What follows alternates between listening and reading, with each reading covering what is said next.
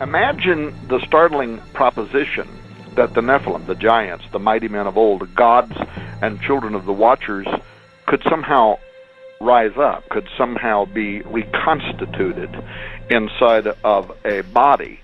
And, of course, I've discussed with you before my theory that one of the greatest legends in history could be a record of that having actually happened. And I'm referring to Nimrod, who some scholars also identify as Gilgamesh of Sumerian fame, Apollo of Greek fame, Osiris of Egyptian fame. And this Gilgamesh was a giant who a lot of people didn't even believe was anything more than myth until his grave marker was found a few years back. And then, according to some people, the military swooped in and took possession and control of that dig. Hey, Tom, I want to interject something.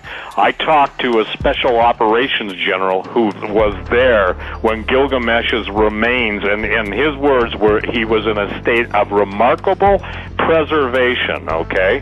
He said they have Gilgamesh's remains. So if they have Gilgamesh and he is Nimrod, they got it.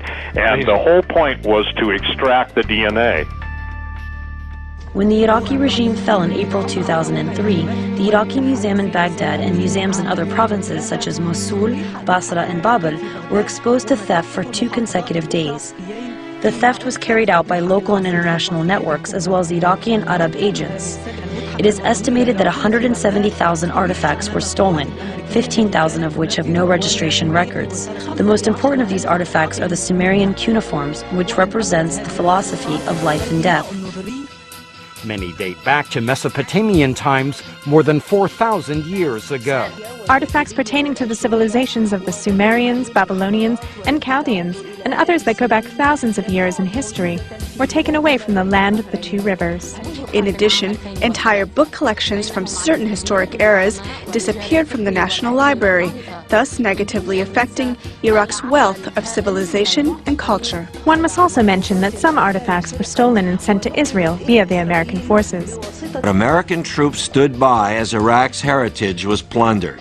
One memorable moment that week was when Secretary of Defense Donald Rumsfeld dismissed the looting in Baghdad as unimportant. Freedom's untidy, and free people are free to make mistakes and commit crimes and do bad things. Many of the looters knew which objects they were looking for and where to find them. In other words, they were insiders. Investigations revealed that the main metal gate of the storage rooms was opened. It was not opened by force, which means a person who knew where the key was participated in the theft. Coincidence? I don't know.